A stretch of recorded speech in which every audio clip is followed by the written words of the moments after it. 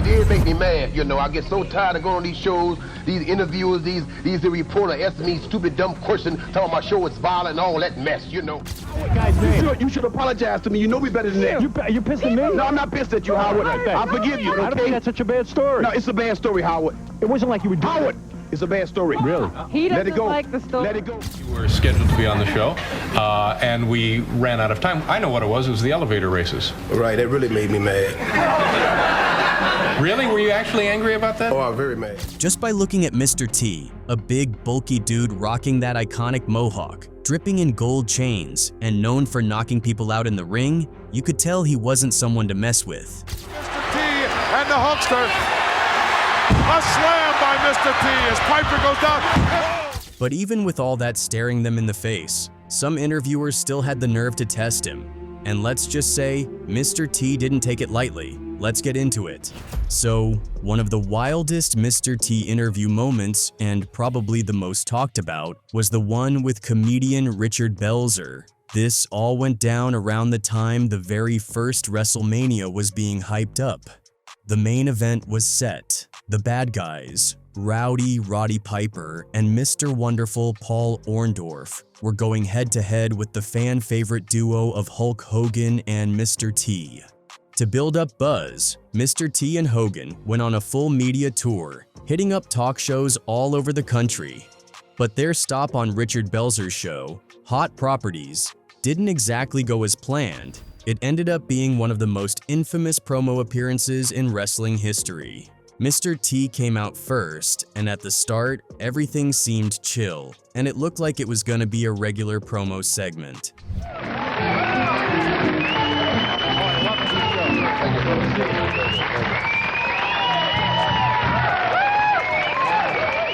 But not long into the interview, Belzer decided to get slick with his words. He brought up the A-Team, Mr. T's hit show at the time, and said it was way too violent. You could instantly see the change in Mr. T's energy. That comment rubbed him the wrong way, and he wasn't trying to hide it. I wanted to ask you, A-Team is a very violent show. Does that play against your image? Violent? Who said it's violent? Well, I have to say. No, I said it was. As the segment continued, it was obvious to anyone watching that Mr. T was still irritated. He tried to stay composed, but Belzer kept poking, and his sarcastic know-it-all attitude didn't help either. I don't believe there's a child in the world that hate Mr. T. White, black, blue. Let me interrupt you. I'm making a statement. I know you're making a statement, but you're not answering my question. I'm getting around to that, brother. I'm getting around to that. When Hulk Hogan finally came out to join them, he didn't waste time calling Belzer out. Hogan flat out said the only reason Belzer was acting so bold was because Mr. T had promised not to lay hands on anyone before their big match. And you know something? What? The reason you were so cocky is because Mr. T promised me he wouldn't lay a hand on anybody, even though you look like a mugger. You do look like a mugger, that little sadistic face and that criminal forehead. Mr. T backed that up and explained the only reason he hadn't gone off on Belzer yet was because there were kids in the audience. Still, he didn't hold back on his words. He let Belzer know that he was being foolish and straight up disrespectful.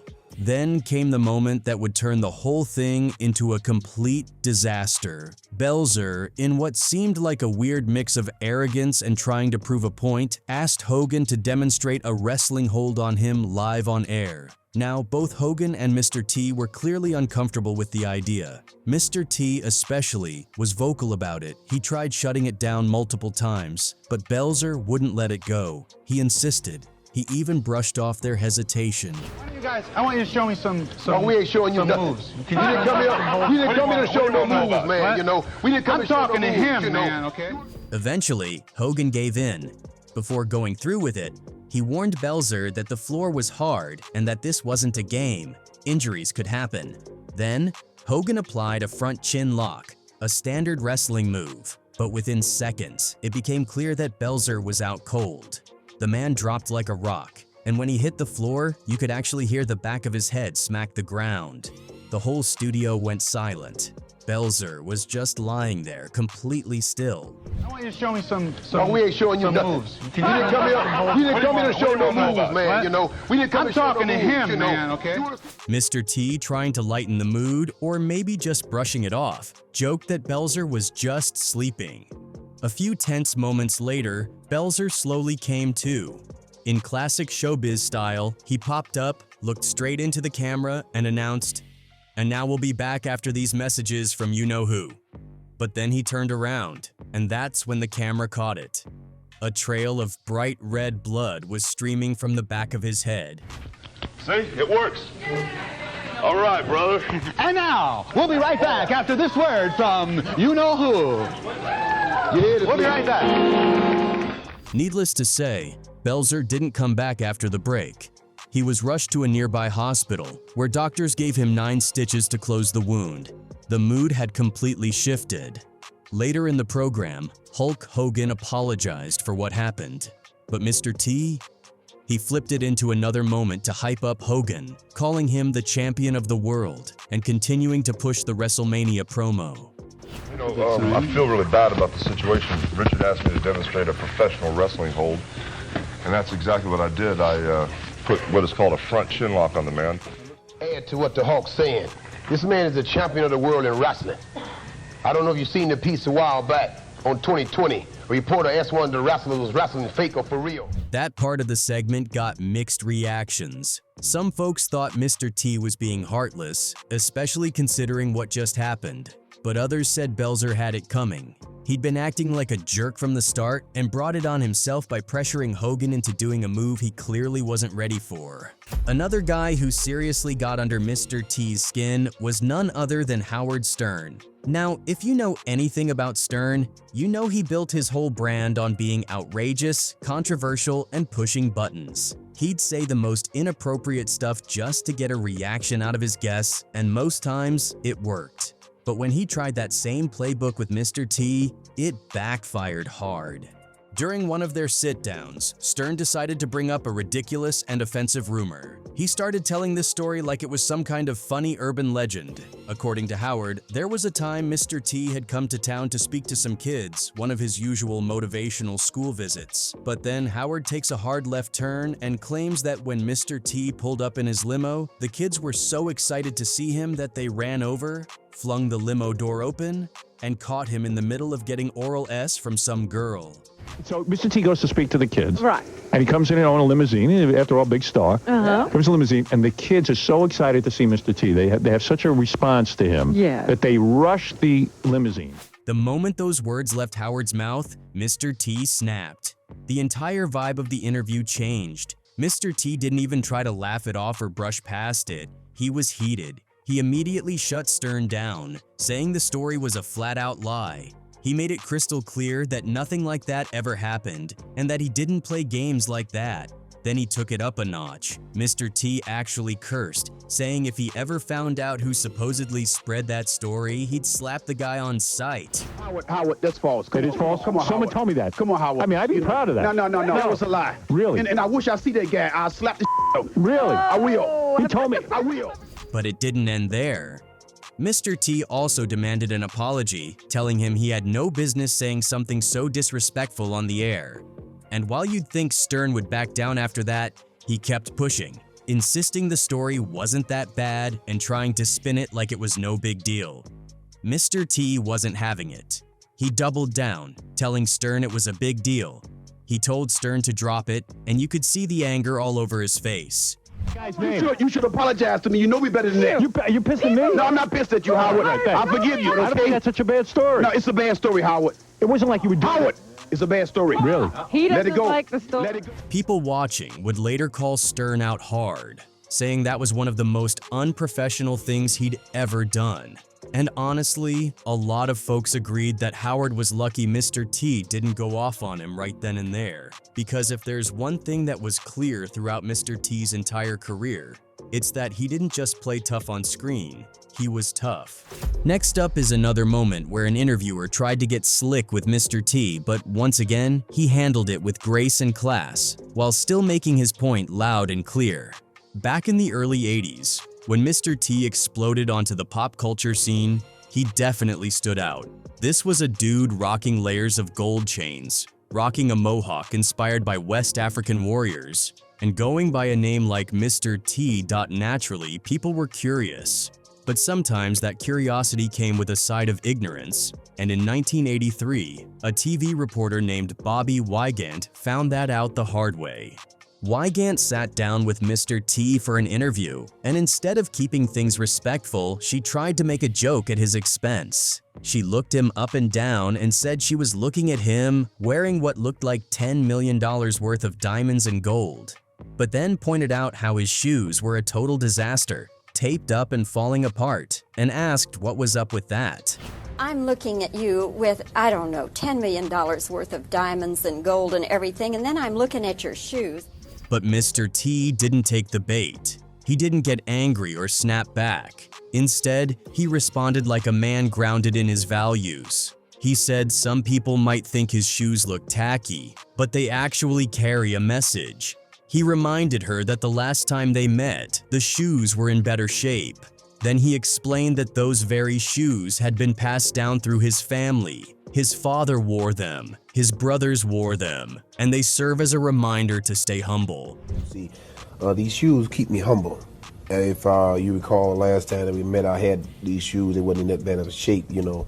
But these shoes are handed down through my family. My father wore them, my brothers wore them, and things like that. So they keep me humble, keep me and let me remember that I have a brothers and sisters back in Chicago. He said that even with all the money and fame that Hollywood brings, it's easy to get caught up in the material stuff and forget where you come from. But those shoes helped him remember he had family back in Chicago, a mother and father to take care of, and that staying grounded was more important than looking flashy from head to toe. So wherever I'm whether I'm with a governor or a mayor or a reception or whatever, I look down at my shoes and let me know, hey, I can't get too carried away here. So it keeps me level. As I say, I want to keep my feet on the ground and my head toward heaven. Just like that, Mr. T shut it down without ever raising his voice.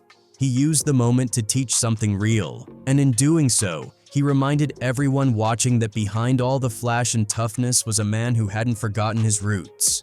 People watching were quick to call the interviewer out. Many said the only tacky thing in that moment was her trying to clown a man for something she clearly didn't understand. Instead of making a cheap joke, folks said she could have just asked, "Hey, what's the story behind those shoes?" Because it was obvious that someone with Mr. T's money wasn't wearing beat-up shoes for no reason. But thankfully, Mr. T told that story anyway, and in doing so, he gave people a deeper look into who he really was. Not just a TV tough guy, but a humble, grounded man who wore his values on his sleeve and on his feet. And just like that, he turned a backhanded question into a powerful lesson and left the interviewer looking like the one who was out of touch. Another person who definitely felt a little heat from Mr. T was none other than David Letterman. Now, we all know Letterman's whole shtick, dry humor, awkward pauses, sarcastic digs, the kind of stuff that made his show legendary. Most of it was clearly an act, part of the comedy. But when Mr. T came on his show, there were a few moments where some fans felt like the tension wasn't entirely for laughs. Like Mr. T might have actually been a little annoyed for real. One moment that really stands out happened during one of Mr. T's appearances. Letterman brought up the fact that Mr. T was originally scheduled to be on the show the week before, but apparently the taping ran long because they were doing some goofy elevator race skit. And Mr. T responds, "Right, it really made me mad." You were scheduled to be on the show, and we ran out of time. I know what it was the elevator races. Right, that really made me mad. Really? Were you actually angry about that? Oh, I'm very mad. Now, depending on how you look at it, that could have been part of the act. But some fans weren't so quick to brush it off. They pointed out that back in the early 80s, it wasn't unheard of for a black guest, even someone as popular as Mr. T, to be bumped or sidelined in favor of some silly comedy sketch. And when you think about it in that context, Mr. T's response might not have been a joke at all. Another thing fans noticed is how Letterman seemed to have a habit of changing the subject whenever Mr. T tried to go deeper or say something meaningful. For instance, when Letterman asked about his hairstyle, Mr. T gave a thoughtful explanation, talking about its West African warrior roots and the cultural symbolism behind it. Then he went on to talk about his gold chains, explaining how they represented the chains of slavery, struggle, and survival, and how he wore them as a reminder of what he and others had overcome. But instead of engaging with that, Letterman just kind of nodded and quickly switched topics, steering the conversation back to Mr. T's days as a bodyguard or something else surface level. And that's the reason why I wear this. And the changes in gold is symbolic of my struggle, because my ancestors, we was brought over here, we was shackled by our wrists and our necks and ankles. But now I turn those shackles into gold. But that's the reason why I wear the gold and the earrings and diamonds. It's an interesting story that a man working as a bodyguard and a security specialist in bars in Chicago gets to be actually... That kind of dismissal didn't sit well with a lot of viewers. They felt like Mr. T was trying to use his platform to educate and share his truth. But the show wasn't really set up to give him that space. But at the same time, not everyone's reading that deep into it. Some folks think it was all just part of the dynamic, that Mr. T was playing up the tough act and Letterman was doing his awkward host thing, and none of it was that serious. Now, looking back at all these interviews, what they really reveal is the many layers of Mr. T. Sure, he was tough as nails and quick to put someone in their place if they stepped out of line, but he was also humble, thoughtful, and full of heart. And that complex mix of grit and grace is exactly why Mr. T became one of the most beloved figures in pop culture. But to really understand the man behind the gold chains and the mohawk, you've got to go back to where it all started, his roots. Mr. T didn't grow up in the lap of luxury. Far from it. He came from the Robert Taylor homes on the south side of Chicago, one of the toughest housing projects in America at the time. His family was big, and they all crammed into a tiny 3-room apartment. The place was meant to house 11,000 people, but at its peak, nearly 27,000 lived there. That kind of overcrowding, mixed with poverty, crime, and hopelessness, made life in the projects a serious struggle. At one point, 95% of the people living there were unemployed, and 6 of the country's poorest census tracts were all within the project. That's the kind of environment that chews people up and spits them out if they're not built for it. Mr. T's father, a minister, left the family when he was just 5 years old. From then on, his mother raised all the kids on welfare in the middle of one of the roughest neighborhoods in the country. And I've been hungry all my life, so it wasn't a problem. That's why I wear these combat boots, because it's symbolic of my struggle. I'm born in the ghetto and raised on welfare. And with the streets being what they were, Mr. T and his 7 brothers had no choice but to get tough. They built a reputation in their area as a family you did not mess with. Loyalty to each other and raw determination was how they survived. As a teenager, Mr. T wasn't playing games. He walked out of the house armed to the teeth, not because he wanted trouble, but because he had to be ready if it came to his doorstep. He carried a .357 Magnum on his hip, a Winchester rifle in one hand, and a sawed-off shotgun in the other. It was about protecting his family, making sure no one tried to harm the people he loved. One of the most intense moments he shared from that time was when 2 criminals robbed and threatened his mother. Mr. T didn't just let that slide. In his autobiography, he said he handled the situation so severely that no one will ever see them again. He later doubled down in writing, saying, "I have killed, but I don't kill for money," clearly referring to that moment. And then there was the powerful moment when he chose his name.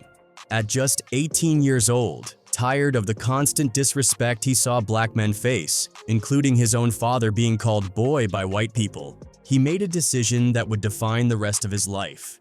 He legally changed his name to Mr. T. He said he wanted the first word out of everyone's mouth when they addressed him to be a sign of respect. No more boy. From now on, it was Mr. Right, well, I changed it because I wasn't given respect before. You know, people have a tendency to always constantly call a man boy. For what reason, I don't know why, you know, so I changed my name to Mr. T, so the first word out of everybody's mouth would be Mr. The sign of respect. But as hard as his early life was, Mr. T never let it keep him down. Before the fame, he hustled for years as a nightclub bouncer and later became a bodyguard for celebrities, politicians, and even billionaires. That reputation for toughness, along with his one-of-a-kind style, eventually caught the attention of Hollywood. His big break came when he landed the role of Clubber Lang in Rocky III, and from there, he became a household name with the A-Team, playing the iconic B.A. Baracus. And he didn't stop there. In 1985, Mr. T stepped into the wrestling ring, teaming up with Hulk Hogan at the very first WrestleMania. They won, of course, and it helped launch professional wrestling into mainstream entertainment. But perhaps one of the most powerful moments in his later life came after Hurricane Katrina in 2005. Mr. T was there to help with the cleanup, and seeing the devastation firsthand deeply affected him. He made a decision right then and there to stop wearing the gold chains that had become his trademark. He said, as a Christian, it felt like a sin to keep wearing all that wealth around his neck while so many people had just lost everything: homes, family members, their entire lives. I felt it would be insensitive and disrespectful, he said, so he gave it up. That decision said more about Mr. T than any role he ever played. He was a man with convictions, humility, and a strong sense of right and wrong. That's why Mr. T isn't just remembered, he's respected. A true living legend.